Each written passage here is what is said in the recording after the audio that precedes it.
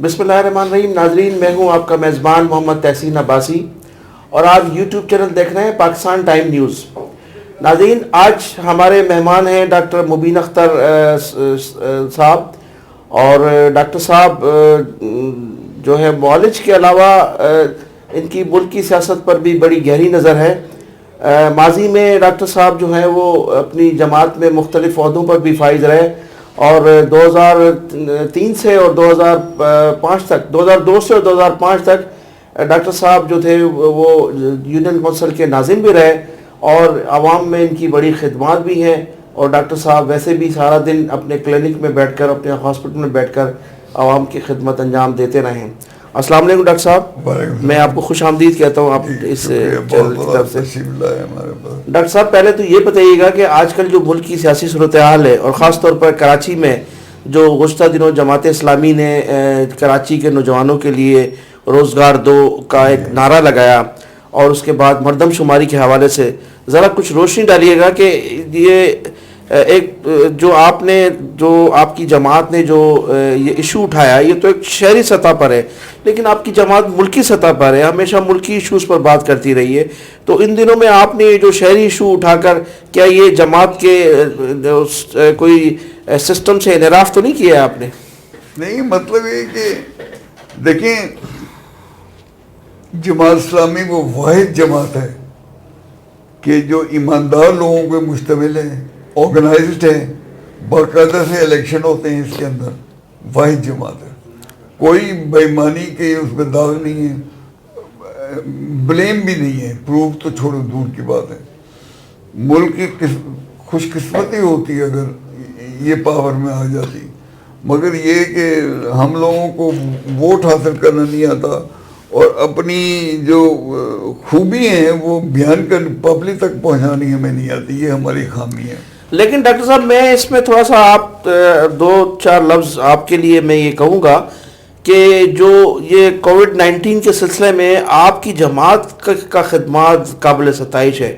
میں خود فیلڈ میں تھا اور میں یہ دیکھ رہا تھا کہ جماعت اسلامی کے جو لوگ تھے، جو آپ کا مرکز ہے اسلامیہ کالج کے جو برابر میں ہے، وہ بڑا فعال تھا اور میں خود وہاں سے سیلنڈرز لے کر گیا لوگوں کے لیے جن لوگوں کو کورونا ہوا تھا. بڑا اس میں تو آپ کا بڑا کردار ہے کہ عوامی خدمات کے طور پر مختلف ہاسپٹلز وغیرہ آپ نے بنائے ہیں. کہیں بھی کوئی مسئلہ ہو تو جماعت اسلامی پہلے پہنچتی ہے. ہاسپٹل بھی آپ کے ہیں کافی. اس کی شروع سے جب سے قائم ہوئی ہے جماعت اسلامی، جب سے اس نے ویلفیئر کا ونگ کھولا ہوا ہے اور الخدمت کے نام سے اتنا کام کرتی ہے کہ، اور سب سے بڑی خامی یہی ہے کہ جو ہم کام کر رہے ہیں الخدمت کے نام سے وہ لوگوں تک بات پہنچتی نہیں. ان کو معلوم نہیں کہ جماعت اسلامی کی الخدمت ہے یا کسی اور کی الخدمت ہے. تو کہیں بھی ہو کوئی فلڈ آ جائے، کوئی زلزلہ ہو، کوئی ہاسپٹلز ہیں، ڈسپینسریز ہیں. کراچی میں بھی بہت سارے ہاسپٹل اور ڈسپینسریز چلتی ہیں. وہ غریبوں کے لیے سردیوں میں کپڑے ہیں، لوگوں کو کھانا پہنچانا ہے، سارا کام جماعت اسلامی کی الخدمت کرتی ہے اور کوئی پارٹی نہیں کرتی. اچھا، یہ بتائیے گا کہ جو پی ڈی ایم کی سیاست ہے اور جو اس وقت موجودہ جو گورنمنٹ ہے، اس وقت آپ ایک بڑے سیاسی استاد سے آپ کی پارٹی باہر ہے اور اس وقت ضرورت تھی کہ آپ بھی اس میں اس جو مہنگائی، بڑھتی ہوئی مہنگائی ہے اور جو صورتحال ہے ملک کی، تو آپ کی جماعت کا کوئی کردار نظر نہیں آ رہا ہے. اصل میں بات تو یہ کہ دو بدماشوں کی لڑائی ہے، وہ بھی بدماش ہے، وہ بھی بدماش ہے. اب ہم کس کے ساتھ ملیں؟ ہم نے کہا کہ بھائی ان میں سے کسی بدماش کو بھی آپ پیچھے مت جائیں، اور جماعت اسلامی ایک ریلائبل پارٹی ہے جو آپ کو کوئی دھوکہ نہیں دے گی، بےمانی نہیں کرے گی، کرپشن نہیں کرے گی اور سب کے مسائل حل کرے گی. کیا نا کراچی میں تو دیکھ چکے ہیں. عبدالستار افغانی کے زمانے میں اور نعمت اللہ خان کے زمانے میں صرف کراچی کے وہ ناظم رہے اور میئر رہے، مگر کراچی کے کتنی کام انہوں نے کیے جو اب تک لوگ دیکھتے ہیں. تو اب کیا نظر آ رہا ہے آپ کو؟ پی ڈی ایم اور گورنمنٹ کا تصادم یہ جو ہے آگے چل کر ملک کے لیے نقصان دہ نہیں ہوگا؟ ظاہر ہے آلریڈی نقصان دہ ہو رہا ہے. جماعت اس میں کیا کردار ادا کر؟ جماعت تو لوگوں کو بتا رہی ہے کہ ان دونوں کو چھوڑیں. جو صحیح جماعت ہے، دیانتدار لوگوں کی جماعت ہے، آرگنائز لوگوں کی جماعت ہے، پڑھے لکھے لوگوں کی جماعت ہے، اس کی طرف آئیں. جماعت تو یہ کہہ رہی ہے. پھر یہ جو آج کل جو کووڈ-19 اور اس کے بعد جو ملک میں شدید بے روزگاری ہے اور بدامنی ہے، لوگ ذہنی اذیت کا شکار ہیں، اور یہ پھر نفسیات میں بھی نفسیاتی مریض بنتے جا رہے ہیں، تو اس کے لیے آپ کیا کہیں گے کہ کیا اس کا حل ہے؟ آپ کے پاس تو روزانہ کی بنیادوں پر سینکڑوں مریض آتے ہوں گے. دیکھیں ہم نے 1969 میں امریکہ سے آیا تھا. وہاں کا جو سیکیٹری اور نیورولوجی کی سب سے بڑا امتحان ہوتا ہے نا، board of secretary neurology American, وہ پاس کر کے میں آیا تھا. اور لوگ حیران تھے کہ بھئی تم واپس کیوں آ رہے ہو، امریکہ میں عیش کرو میں رہ کے. اور واقعی وہاں کی تنخواہیں اور مشاہرے بہت زیادہ تھے. مگر ایک تو میں نے یہ محسوس کیا کہ بندہ جب باہر رہتا ہے تو اس کی وہ ویلیو نمبر 2 سٹیزن ہو جاتا ہے. دوسری میں نے کہا کہ جو ہم نے سیکھا ہے اس کو ہمیں اپنے کنٹری والوں کو بھی اپنے ملک کے عوام کی خدمت پر. اور تیسرے میں نے کہا کہ اگر یہاں رہے تو جو امریکن بدماش ہیں ان کے نوجوان ویسے ہی میرے بچے بھی ہو جائیں گے. تو میرے ان تینوں وجہ سے میں یہاں آیا. بلکہ جب میں آیا تو میں ایک پرانا میرا دوست ملا، تو کافی امریکہ جانے سے پہلے اسے واسطہ تھا. تو اس نے کہا کہ سائیکیٹرسٹ بن کے آیا. میں کہ ہاں. کہہ رہے ہیں یار تم ذرا پہلے آتے تو میرا جو بہنوئی تھا وہ بچ جاتا. میں کہ کیا ہو اس کو؟ کہہ رہے ہیں یار اس کو بیماری ہو گئی تھی. یہاں ٹھٹے میں کوئی پیر صاحب ہیں، ان کے پاس لے گئے تو ان کا کوئی تالاب سا بنا رکھا تھا انہوں نے. ان کا پروسیجر ہی ہے کہ اندر اس نے کہا کہ جاؤ تم مریض سے کہا تالاب میں جاؤ اور واپس آؤ اور ٹھیک ہو جاؤ گے. تو وہ ایک دفعہ گیا مریض اور واپس آیا تو بہتر محسوس کیا. اس نے کہا ایک دفعہ پھر جاؤ اور ٹھیک ہو جاؤ گے. تو دوسری دفعہ گیا تو ڈوب ہی گیا، نکل ہی نہیں سکا. تو میں نے کہا ہاں واقعی یہ کویکس کا تو بہت زمانے میں تو یہ 1969 کی بات ہے، بہت کویکری چل رہی تھی، سائیکیٹرسٹ تو نہ ہونے کے برابر تھے. تو پھر اس نے کہا کہ یہ بتاؤ کہ ملک کی حالات ٹھیک کرنے کے لیے کیا نسخہ لے کے آئے ہو؟ میں کہا جماعت اسلامی جوائن کر لیے میں نے، اور یہ نسخہ لے کے آیا ہوں میں. کیونکہ آپ دیکھیں کہ میں تو تقریباً 50-60 سال سے جماعت اسلامی میں ہوں. دیکھیں کہ میں تو اندرونی کہانی جانتا ہوں. کوئی بھی ہمیں ٹریجر کی ضرورت پڑتی تو ہم جماعت اسلامی کا بندہ ڈھونڈتے ہیں، رکن کو جماعت کا ڈھونڈتے کہ وہ بےمانی نہیں کرے گا، مر جائے گا وہ بےمانی نہیں کرے گا. تو ایسے لوگ اگر آپ کو ملک میں مل جائیں تو میں کہتا ہوں کہ چند مہینوں میں فرق پڑ جائے گا آپ کی اکانومی میں بھی اور پالیسیز میں بھی. اب آپ کیا دیکھ رہے ہیں، مستقبل کیسا دیکھ رہے ہیں پاکستان کا؟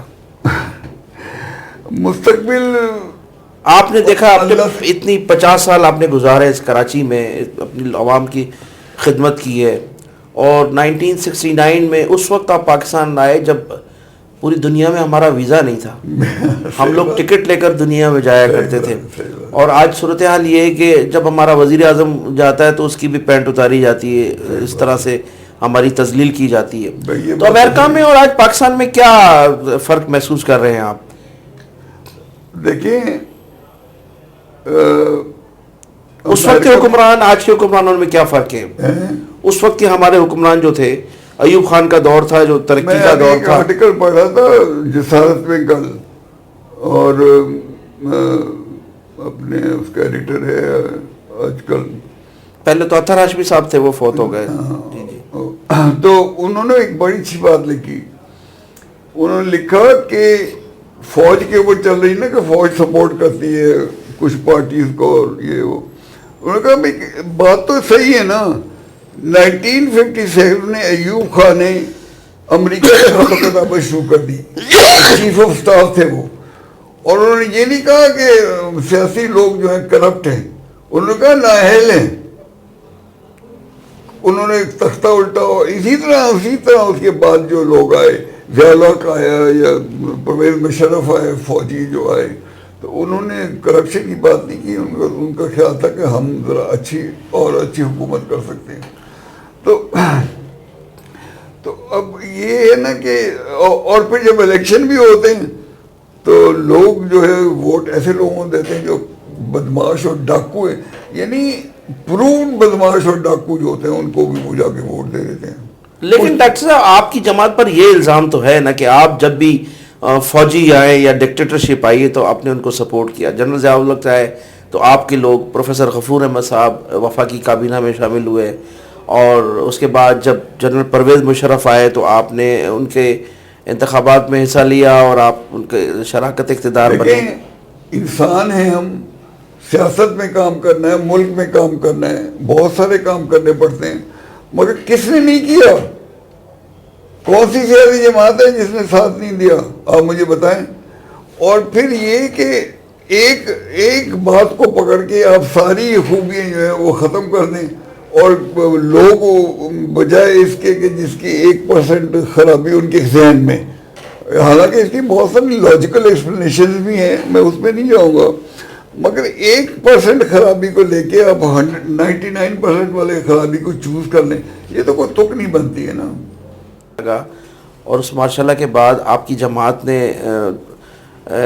جب آپ ایک طرف تو آپ 77 کی PNE کی تحریک میں آپ جو ہے ایک اصلی جمہوریت کی طرف جا رہے تھے کہ جناب یہ ڈکٹیٹرشپ ہے, انتخابات میں دھاندلی ہوئی ہے, ہم ان انتخابات کو نہیں مانتے. اس کے بعد جو حکومت قائم ہوئی ماشاءاللہ کے دور میں, اس میں آپ کی جماعت نے جو ہے وہ وزارتیں لے لی اور آپ نے انجوائے کیا گورنمنٹ کو. کون سی جماعت نے لی؟ اور انجوائے کرنے کی بات ہے, آپ دیکھیں کہ جو منسٹر بنے تھے محمود عالم فاروقی مرحوم, سینٹرل منسٹر تھے انفارمیشن کے, وہ ان کے بارے میں یہ ہے کہ یہاں ریڈیو پاکستان میں ایک دفعہ آئے, وہ خود گاڑی, چھوٹی سی گاڑی ان کی خود چلاتے ہوئے آ گئے, تو دربار نے ہمیں روک دیا کہ منسٹر آنے والے ہیں, ہم کسی اور کو اجازت نہیں دیں گے. اور پروفیسر ہوئے احمد کے گھر چلے جاؤ تو خود اٹھ کے وہ پانی پلاتے تھے, مہمانوں کو چائے بناتے تھے. کیا کیا انہوں نے؟ تو کچھ ایسے نہیں ہے کہ انہوں نے محل بنائے ہوں اور فیکٹری بنائی ہوں, کچھ اپنے لیے تو کچھ کیا نہیں. غریب لوگ اپنے ایک صوبائی منسٹر تھے, اسمبلی کے ممبر تھے افتخار احمد صاحب, ان سے ملنے جاؤ تو ان کے گھر میں جگہ بیٹھنے کی نہیں تھی. باہر مجھے اچھے نہ یاد ہے, ایک دفعہ میں جب گیا تو کرسی ڈائننگ چیئر انہوں نے گھر کے باہر رکھ دی اور وہاں بیٹھ کے بات کی. تو ایسے اس میں تو کوئی شک نہیں ہے, اس میں کوئی دو رائے نہیں ہے کہ اس دور میں نہ کرپشن تھی, نہ اس دور کے لوگ جو تھے اس میں انوالو رہے, اور اس دور کی کوئی ایسی ہسٹوریاں بھی سامنے نہیں آئی. لیکن سیاسی طور پر جو فیصلہ تھا اس وقت جماعت کا, وہ عوام میں تھوڑا سا کھٹکتا تھا کہ اس جو ہے وہ غیر جمہوری قوتوں کو جو مضبوط کیا, اور پھر اس کے بعد وہ مسلسل 9 سال جو ہے وہ تسلط ہوتا ہے. ہماری جماعت میں, جماعت اسلامی میں اس کی اتنی چھان پھٹک ہوتی ہے, ایک بندے پہ نہیں ہوتا, پوری ایک سینٹرلی اگر آپ دیکھیں کہ مجلس شورا ہوتی ہے جو الیکٹ ہو کے آتی ہے, اور اس کے خلاف امیر جماعت بھی نہیں فیصلہ کر سکتا, وہ کرتا ہے, اس کی رائے لیتا ہے اور پھر کوئی فیصلہ ہوتا ہے. اور پھر اپنے ان کو سیلف انٹرسٹ تو کسی کا کوئی ہے نہیں, اور یہ ایک نقصان ہے کہ سیلف انٹرسٹ نہیں ہے. جن کا سیلف انٹرسٹ ہوتا ہے وہ تو پیروں پڑ جاتا ہے کہ ووٹ ہمیں دینا. اچھا ڈاکٹر صاحب یہ بتائیے گا کہ اب یہ جو اسرائیل کو تسلیم کرنے اور نہ کرنے کے متعلق جو گفتگو ہو رہی ہے, ابھی کل جو پرسوں تو 2 روز قبل ریلی تھی مولانا فضل الرحمان صاحب کی, اسرائیل مرد آباد, اور اس حوالے سے تھوڑا بتائیے گا کہ اگر اسرائیل کو تسلیم کر لیا جاتا ہے تو ہمیں کیا فائدے ہوں گے, یا تسلیم کرنا چاہیے, آپ کی جماعت کی کیا پالیسی ہے؟ دیکھیے جبکہ ترکی اس کو قبول کرتا ہے, اس کو جو ہے وہ تسلیم کر چکا ہے, ماضی میں UAE تسلیم کر چکا ہے. رائٹ اباؤٹ ٹرن لیا نا, وہ پہلے چل رہی تھی اس کی ترک لائن کی پالیسیز, اور اب چل رہی ہے اردوغان جو کہ اسلامی ذہن کا آدمی ہے, وہ بالکل چینج ہو گیا. اب اگر کوئی سناتا ہے اب تو اردوغان ہی سناتا ہے, اور کوئی مسلمانوں کو اور نہیں بولتا. اسرائیل تو اتنا ظلم ہے کہ اس کا تو سوچنا بھی کہ اس کی حمایت کوئی کرے گا اور اس کو پسند کوئی کرے گا, میں سمجھتا ہوں شیطانیت ہے.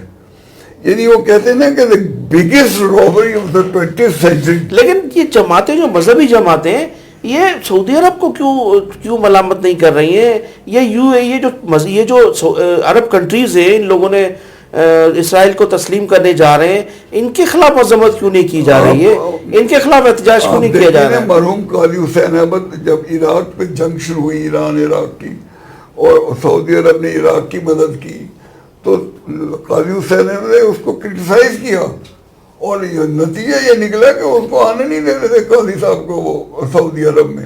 تو بات تو یہ نا کہ اس کو اسرائیل کو تو ایکسیپٹ کرنا، یہ تو مسلم امت قبر میں ایک خنجر ہے، اور اس کو اور اندر کر لینا تو بالکل کوئی تک نہیں بنتا۔ لیکن آپ یہ بھی تو سوچیں کہ اگر اسرائیل کو تسلیم کیا جاتا ہے تو ہمیں فوائد کتنے ہوں گے؟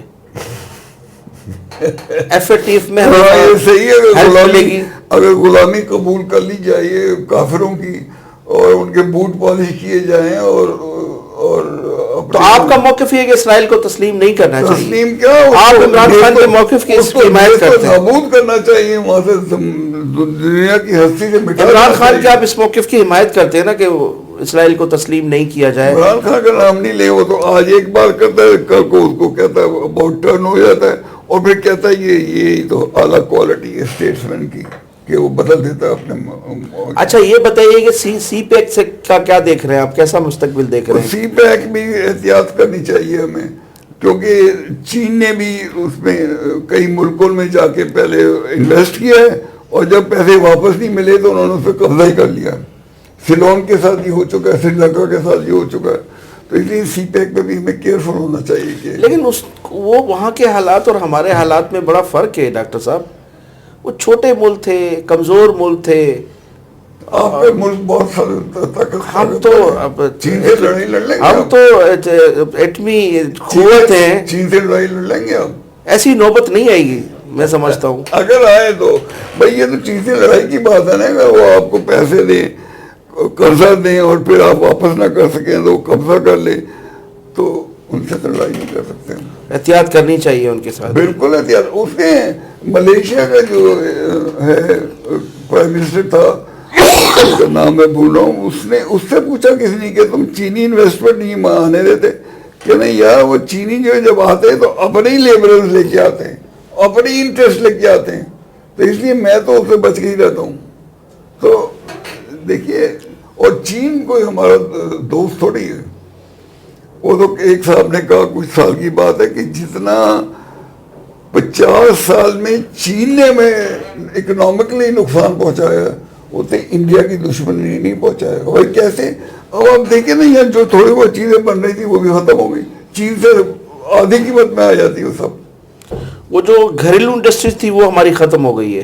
گھریلو کی فیکٹری بھی بھائی، ہم لوگ جوتے بناتے تھے، ہم لوگ ایئر کنڈیشن بنانے لگے تھے، جو کچھ بھی ہم بنا رہے تھے تھوڑا بہت، وہ بھی ختم ہو گیا، سب چیز سے آ رہا ہے، سب چائنا، سب کچھ چائنا سے آ رہا ہے۔ بالکل ہماری انڈسٹری تو بالکل ختم ہو گئی۔ اچھا یہ بتائیے کہ ابھی جو امریکی صدر جو بائیڈن نے حلف اٹھایا، اور اس کے بعد جو ان کی تقریر تھی، اور جو ان کے وزیر خارجہ اور ان کے جو ڈیفنس منسٹر نے ٹویٹ کیے پاکستانی افواج کے حوالے سے، اور جو بائیڈن نے جو دوستی کا ہاتھ بڑھایا، جو غیر سگالی کے جو پیغامات وہاں سے آئے، اور آپ خود بھی امریکہ میں رہ کر ہیں، سارے ماحول سے واقف ہیں، تو اب یہ بتائیے گا کہ اب امریکہ اور پاکستان کے جو تعلقات ہیں وہ کس حد تک بہتر ہو سکیں گے، اور اگر تعلقات بہتر ہوتے ہیں تو پاکستان کو کیا فائدے حاصل ہوں گے اس نئی آنے والی حکومت؟ بھائی امریکہ پہ تو اب ہمارا اتنا انحصار ہو گیا ہے، قرضہ بھی انہی کے ذریعے سے IMF اور ورلڈ بینک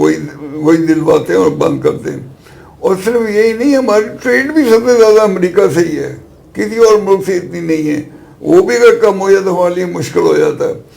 تو امریکہ پہ ڈپینڈنس تو ہماری بہت ہے، اس لیے ان سے تعلقات تو اچھے رکھنے چاہیے۔ ہمیں پر امید ہونا چاہیے کہ یہ نئی حکومت آئی ہے اس حوالے سے تو بہتر ہوگی، کم از کم پچھلے صدر سے تو بہتر ہوگی، اللہ کا شکر ہے۔ اچھا ذرا مقامی سطح پر یہ بتائیے کہ بلدیاتی الیکشن ابھی تک کوئی سلسلہ شروع نہیں ہے، آپ کے دور میں تو جو بلدیاتی انتخابات ہوئے اور جو آپ نے کام کیے ہیں اس کراچی شہر میں، جو بعد میں آ کے دوسرے لوگوں نے دعویٰ کیا کہ یہ ہمارے جو تھے، تو اب اس حوالے سے ذرا بتائیے گا کہ وہ جو ماضی کا کراچی تھا وہ کراچی نہیں رہا، ہر گلی میں پانی کھڑا ہے, روڈوں پر پانی کھڑا ہے, غیر قانونی تعمیرات اتنی تیزی سے ہو رہی ہیں, اور روڈوں کا یہ حال ہے.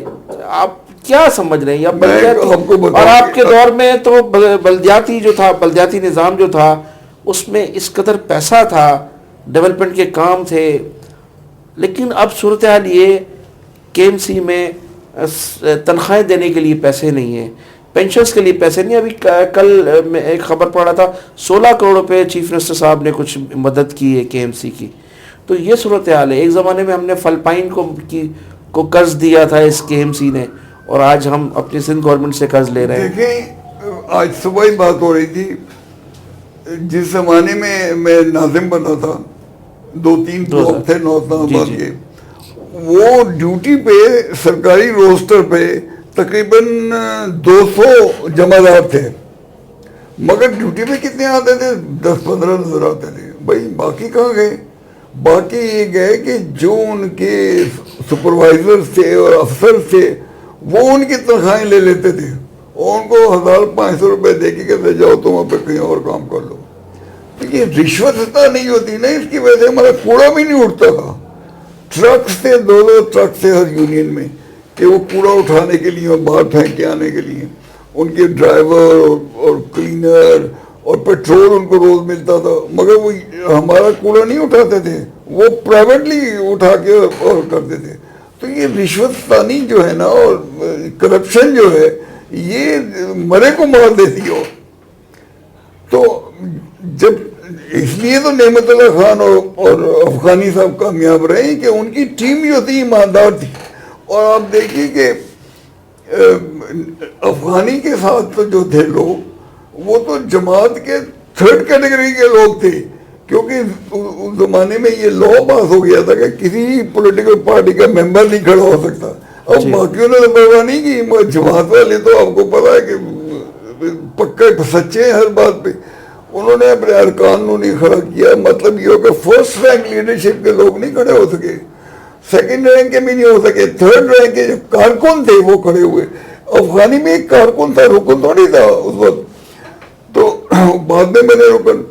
تو ہمیں تو فکر تھی کہ یہ کیسے چلائیں گے یہ لوگ, مگر اللہ کا شکر ہے ان سب جماعت اسلامی کی سپرویژن کی وجہ سے اور ان کی بھی تربیت کی وجہ سے بہت اچھا کام کیا. کہ ہمارا دوست تھا اس زمانے پیپلز پارٹی میں تھا, تو اس نے 2 سال جب گزرے افغانی کا پیریڈ, کہہ رہے یار میں نے بڑی کوشش کی رشوت دینے کی, ان لوگوں کسی نے رشوت نہیں لی. مگر تو ایسے لوگ ہیں یہ, تو اس لیے کام بھی اچھے ہوئے.